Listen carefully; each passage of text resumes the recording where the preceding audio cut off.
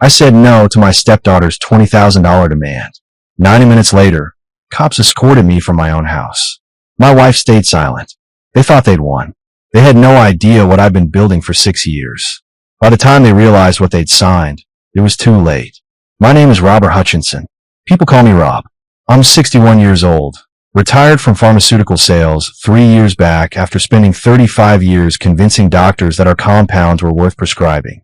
I was good at it, good enough to own my house outright, sock away a solid retirement fund, and still have enough left over to support a stepdaughter who treated my wallet like an ATM with no withdrawal limit. It was a Tuesday morning when everything shifted. I was sitting at the kitchen table with my second cup of coffee, watching the snow melt off the deck outside our house in Naperville. Karen, that's my wife, was upstairs getting ready for her book club meeting. Brianna came down the stairs with that look on her face. You know the one. The practiced smile, the slightly tilted head, the soft voice that meant she wanted something expensive. Rob, can we talk for a minute? Brianna asked, sliding into the chair across from me. I set down my mug. Sure. What's on your mind? She pulled out her phone, started swiping through what looked like a business presentation. Lots of pastel colors, motivational quotes in fancy fonts, pictures of women doing yoga on beaches.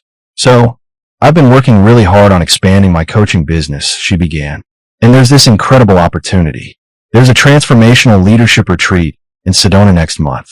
It's exclusive, invitation only, and it would completely elevate my brand. All the top coaches in the industry will be there. I nodded, waiting for the number. There's always a number. The investment is $20,000, she said, not missing a beat. But Rob, this is exactly what I need to break through to the next level. I'll pay you back once my client base expands. This retreat teaches advanced certification techniques, and I'll be able to charge 3 times what I'm charging now. $20,000 for a retreat. I'd heard this song before, different verses, same chorus. The social media marketing course that would change everything. The personal branding photo shoot that cost $4,000. The website redesign from a guru who promised viral success. No, I said, just that. One syllable. Calm, clear, final. Brianna blinked. What? I said no, Brianna. I'm not funding this. Her expression shifted. The smile disappeared. Her jaw tightened just slightly. You're joking, right? I'm not. You've got a pattern here, and I'm not enabling it anymore. Every few months, it's another course, another program, another investment that's going to change your life. Nothing ever changes except my bank balance. She stood up abruptly, her chair scraping against the tile floor. I can't believe you're doing this. After everything Mom and I have been through, after all the support we've given you. Support they've given me? I'd paid for her college. Twice, because she dropped out the first time to find herself. I'd co-signed her car lease, covered her rent when her coaching income dried up, bankrolled her health insurance. But I didn't say any of that. I just sat there, hands wrapped around my coffee mug, looking at a young woman who turned into a stranger. My answer is no. I repeated. She stared at me for a long moment, and I swear I saw something calculating move behind her eyes. Then she turned and walked out of the kitchen without another word. I should have known that silence wasn't acceptance. It was planning. Less than 90 minutes after I told Brianna no, 2 police officers stood in my driveway. I was still at the kitchen table, working through some paperwork for my retirement accounts, when I heard the doorbell. Through the window, I saw the squad car parked at the curb. My first thought was that something had happened to Karen. Maybe an accident. Maybe someone broke into her car at the book club. I opened the door, already feeling that cold weight in my stomach. Robert Hutchinson, the taller officer asked. He was maybe 40, with tired eyes and a notepad already in his hand. That's me. What's going on? Sir, we need to ask you some questions. We received a report about an incident that occurred here earlier today. Can we come inside? I stepped back, let them in. My mind was racing, trying to connect dots that didn't make sense. What kind of incident? The second officer, younger, stayed near the door. The first one looked at his notepad. We understand you had an interaction with Brianna Hutchinson this morning. Is that correct? My stepdaughter? Yeah, we talked. She asked me for money. I said no. That was it. Can you describe the nature of that conversation? I explained it. Calmly, clearly. She wanted $20,000 for some retreat. I declined. She left the room. End of story. The officer wrote something down. Sir, Miss Hutchinson filed a report stating that during this conversation, you became aggressive. She says you stood up suddenly, moved toward her in a threatening manner, and used intimidating language. She felt unsafe. For a moment, I couldn't process the words. They sounded like they were coming through water. I'm sorry, what? She's alleging verbal intimidation and threatening behavior. That's insane. I never stood up. I never raised my voice. I sat at the kitchen table and said no. That's it. That's all that happened. The younger officer finally spoke up. Sir, is there anyone else who was present during this conversation? No. My wife was upstairs getting ready to leave. It was just me and Brianna. They exchanged a glance. The kind of glance that told me everything I needed to know. Her word against mine. And they were already leaning toward hers. We're going to need you to come down to the station to answer some questions, the first officer said. Just routine. We need to document both sides of the story. Am I under arrest? No, sir. But we do need your cooperation. I looked past them, toward the stairs. Karen was standing at the top, one hand on the railing. She'd heard everything. I waited for her to say something, to come down, to tell these officers that this was absurd, that I'd never threatened anyone in my life. She didn't move. She just stood there, watching. Let me get my coat, I said quietly. They walked me out to the cruiser, not in handcuffs, but the neighbors saw. Mrs. Patterson across the street was standing on her porch, phone already in her hand. By the time we reached the station, I knew the whole neighborhood would be talking. At the station, they processed me. No charges filed, just documentation. They took my statement, asked the same questions 3 different ways, tried to find inconsistencies that weren't there. I told them the truth, plain and simple. When they finally let me go, it was late afternoon. I called Karen. No answer. I texted her. Nothing. I drove to a hotel near the interstate and checked in for the night. Sat on the edge of the bed, staring at the wall, trying to figure out how my life had gone sideways in less than 6 hours. That's when I remembered something. Something I'd built years ago, after my business partner tried to screw me out of my share of a lucrative territory deal. Something I'd hoped I'd never need to use.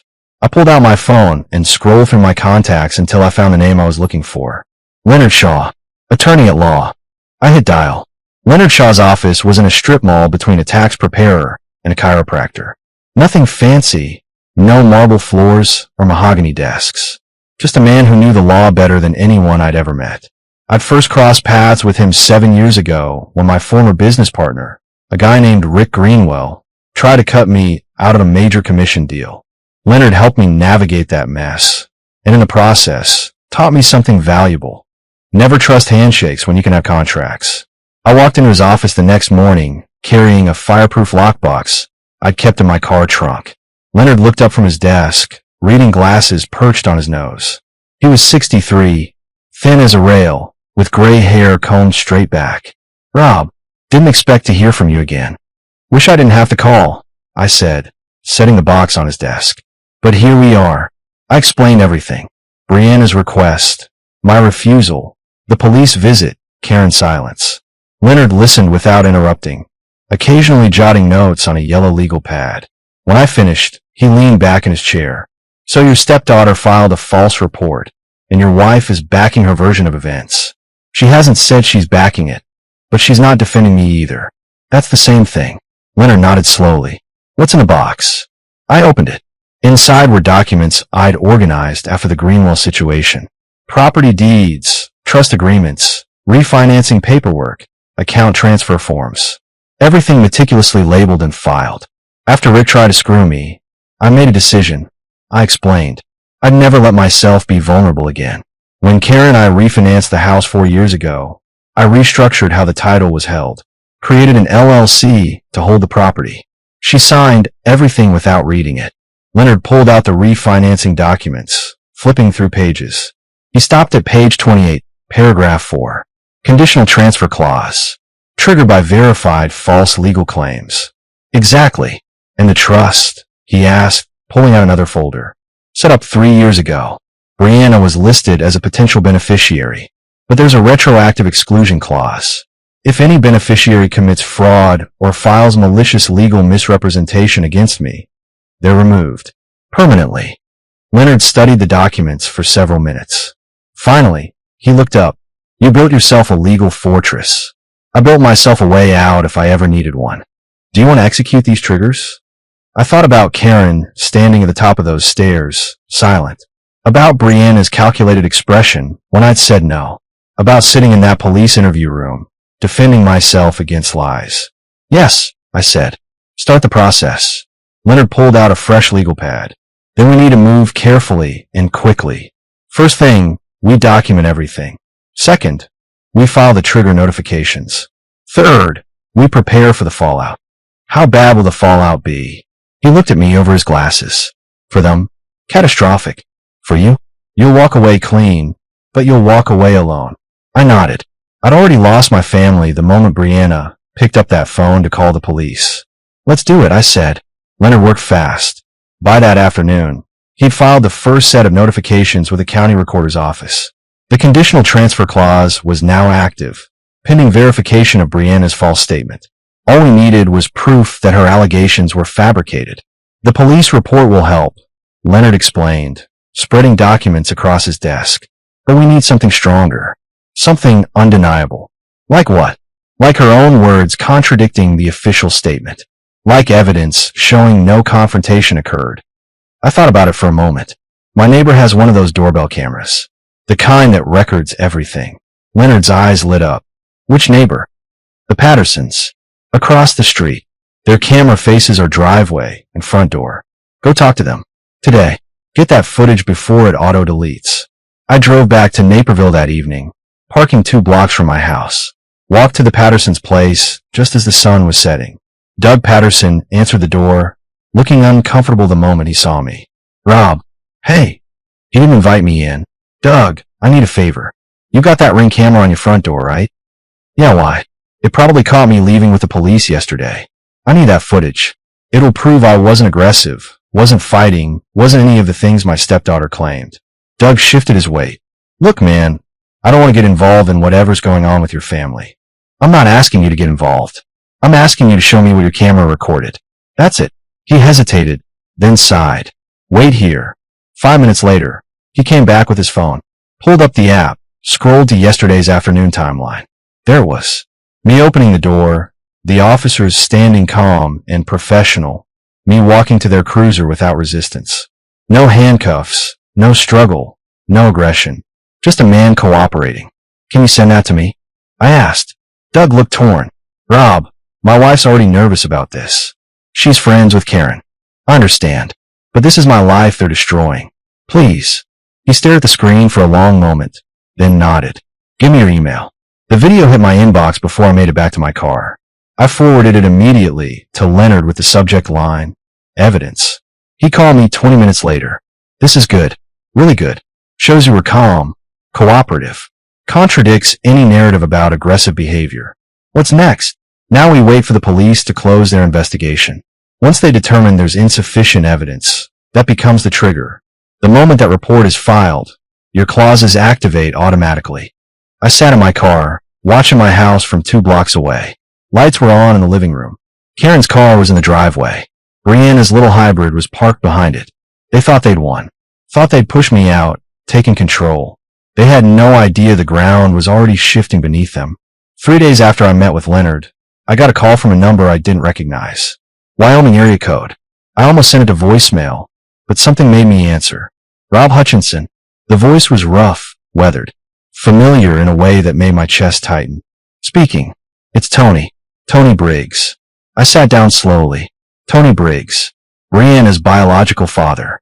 The man who'd disappeared when she was 4 years old, leaving Karen to raise her alone until I came along.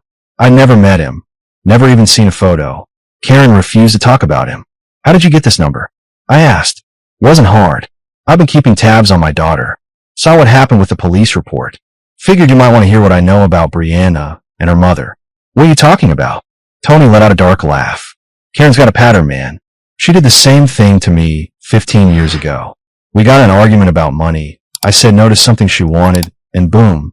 Next thing I know, she's filing a restraining order, claiming I was abusive. Took me 2 years and 10 grand in legal fees to clear my name. My mouth went dry. You're saying she coached Brianna to do this. I'm saying the apple doesn't fall far. Karen's been teaching that girl how to manipulate men since she could walk. When I heard Brianna filed charges against you, I knew exactly what was happening.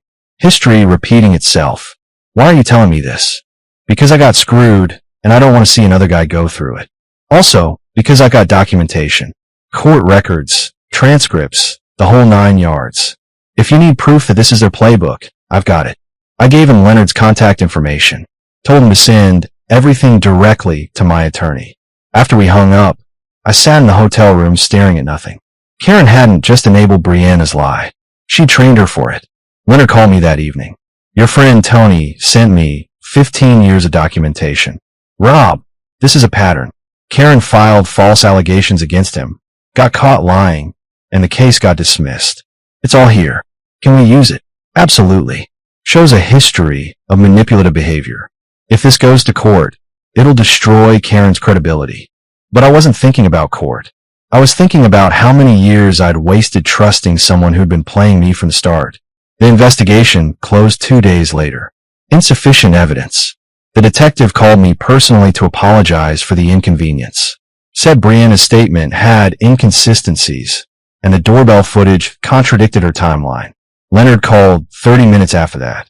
The trigger just activated. Want me to proceed? I thought about Karen, standing silent at the top of those stairs. About Brianna, weaponizing the system against me.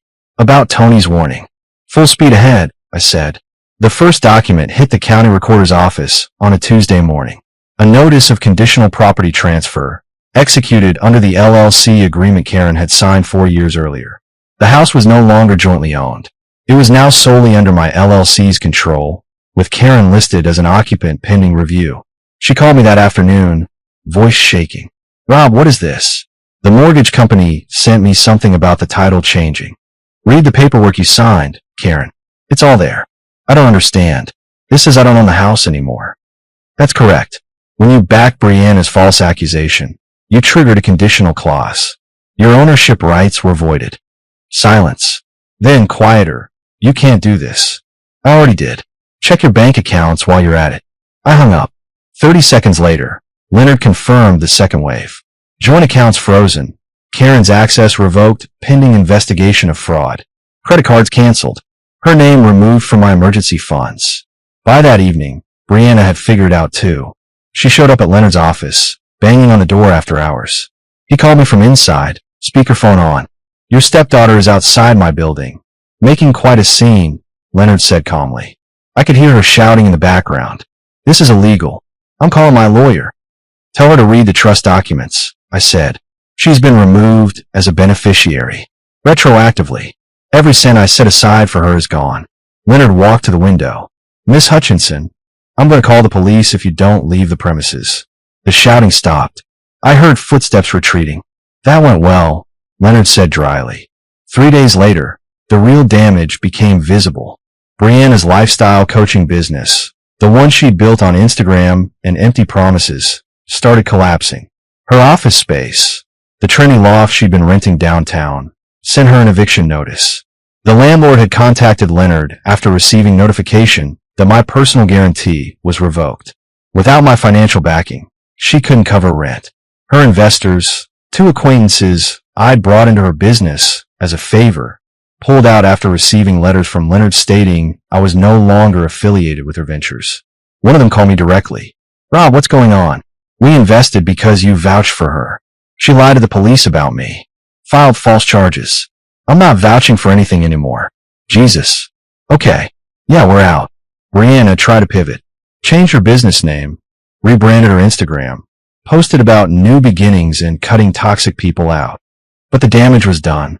Her followers could smell desperation. Within a week, she'd lost 30% of her audience. Karen tried a different approach. She showed up at the hotel where I was staying, waiting in the lobby. When I walked in from dinner, she stood up, mascara smudged, hands shaking. Rob, please. Can we just talk? I looked at her. Really looked at her. The woman I'd married, who I'd trusted, who'd stood silent while her daughter destroyed me. Talk about what, Karen? We can fix this. I'll make Brianna tell the truth. I'll explain to the police that she exaggerated. It's too late for that. It's not too late. We're still married. We can work through this. I shook my head. No, we can't. Because I know about Tony now. I know what you did to him. This wasn't a mistake. This is who you are. Her face went pale. He contacted you? He did. Sent me all the court documents. 15 years ago, you filed false allegations against him too. Same playbook, different victim. Karen's hands dropped to her sides. That was different. No, it wasn't. You taught Brianna this. You trained her to weaponize accusations when she doesn't get what she wants. And now you're both paying for it. I walked past her to the elevator. She didn't follow. The first threatening message arrived 3 days after my confrontation with Karen. Text from an unknown number. You think you're smart? Watch your back. I forwarded it to Leonard immediately. He told me to document everything. Don't respond. The second message came that night. Karma's coming for you. Then the phone call started. Middle of the night, blocked numbers, heavy breathing on the other end. I stopped answering, let them go to voicemail. Most were silent. One had a muffled voice saying, "You'll regret this." Leonard filed a report with the police, but they couldn't trace the numbers. Burner phones, probably. The harassment escalated. Someone spray-painted abuser on my car windshield while it sat in the hotel parking lot. Security footage showed a figure in a hoodie, face obscured. This is Brianna's doing, I told Leonard. Or one of her friends. Probably. But we can't prove it yet. The breaking point came when I found a nail under my tire. Deliberate placement, meant to puncture slowly. I had the tire replaced, kept the nail as evidence. Then something changed. A young woman approached me in a coffee shop, nervous, looking over her shoulder. "Mr. Hutchinson? I'm Amy. I was friends with Brianna." "Was?" I asked. "Not anymore. Look, I know what she did. She told me she was going to teach you a lesson for saying no. She practiced what she was going to tell the police." I heard her. My chest tightened. "Would you be willing to tell my attorney that?" Amy nodded. "I can't watch her destroy someone who didn't do anything wrong. She's been sending those messages. Her and her boyfriend Tyler." I called Leonard from the parking lot. Amy gave him a sworn statement that afternoon, including screenshots of text conversations where Brianna bragged about making you pay. Leonard smiled grimly after Amy left. This just became witness intimidation. I'm filing charges against Brianna today. That evening, the threatening messages stopped. Completely. Someone must have warned her that her former friend had talked. But the damage to her reputation was just beginning. Brianna must have realized she was drowning because she hired Mark Stedman. I knew the name. Everyone in Illinois legal circles did. Stedman was a high-priced attorney who specialized in reputation management for influencers and minor celebrities. His fees started at $15,000 for a retainer. Where Brianna got that kind of money, I had no idea. Maybe she borrowed it. Maybe Karen scraped together what was left of her savings. Leonard got the call on a Thursday afternoon. Put on speaker so I could listen from his office. "Mr. Shaw, this is Mark Stedman. I represent Brianna Hutchinson. I'd like to discuss a potential resolution to this situation." Leonard leaned back in his chair. "I'm listening." "My client is willing to issue a public apology and retraction of her statement to the police. In exchange, your client drops any civil claims and agrees to restore certain financial arrangements." "Financial arrangements," Leonard repeated slowly. "You mean the trust fund and property guarantees your client voided through a false accusation?" A pause. "Those arrangements were punitive and executed in bad faith. They were contractual and legally binding, triggered by actions your client took knowingly and willfully." I heard papers rustling on Stedman's end. "Mr. Shaw, be reasonable. My client made a mistake. She's young. She was emotional. Surely we can find middle ground here." Leonard looked at me. I shook my head. "Mr. Stedman, your client didn't make a mistake. She committed perjury, filed a false police report, and engaged in witness intimidation. We have evidence of all three. Middle ground would be me not pursuing criminal charges." Stedman's voice sharpened. "You're bluffing." "Am I?" "We have a sworn statement from a witness who heard your client rehearsing her false allegations. We have text messages showing she planned this in advance. We have proof she sent threatening messages to my client after the fact. Want me to send the file to the DA's office?" Silence. Long, heavy silence. When Stedman spoke again, his voice had changed. Quieter, strained. "Mr. Shaw, do you understand what this means for her future now? A criminal record will destroy any chance she has at rebuilding her career. She should have thought of that before filing false charges," Leonard said coldly. "There has to be something we can negotiate." "There isn't. Your client made her choices. Now she lives with them. Please, just consider. Leonard hung up, looked at me across the desk. He's desperate. That's good. Will he go away? For now. But he'll try again. They always do. I didn't feel victorious. I felt tired. Tired of fighting. Tired of defending myself against lies. Tired of watching people I'd helped turn into enemies. But I wasn't stopping. Not when I come this far. The neighborhood turned on him faster than I expected. It started with Mrs. Patterson posting the doorbell footage on the community Facebook group. She wrote a simple caption. Before you judge a man, know the facts. Within hours, the video had been shared 200 times. Comments flooded in. People who'd avoided me suddenly apologized. Others demanded answers from Karen and Brianna. Someone organized a gathering at the community center. I didn't attend, but Leonard did. He told me later that 40 people showed up, most wanting to hear the truth. One neighbor, a retired attorney named Bill Crawford, stood up and spoke. I've known Rob Hutchinson for 8 years, Bill had said. He's helped half the people in this room with financial advice. Fixed my fence after the storm. Loaned my son money when he lost his job. This man isn't a threat. He's the most decent person I know. Others echoed similar stories. The tide shifted completely. By week's end, Karen couldn't leave the house without people staring. Brianna's car got egged twice in the driveway. I felt no satisfaction watching them become pariahs. Just emptiness. Detective Mills called me with an update. We're charging Brianna with filing a false report and criminal harassment. The DA thinks it's solid. She'll probably take a plea deal. What about Karen? Nothing criminal on her end, but she's certainly not winning any popularity contests. The divorce papers were filed 3 days later. Karen didn't contest anything. She couldn't. The prenuptial agreement I'd insisted on 11 years ago, which she'd signed without reading, protected everything I'd brought into the marriage. Leonard handled it efficiently. Karen would leave with her personal belongings and nothing else. The house, the accounts, the investments, all mine. She'd have to start over at 54. Brianna's plea deal came through 2 weeks later. Guilty plea to filing a false report. 6 months probation, community service, mandatory counseling, and a permanent record.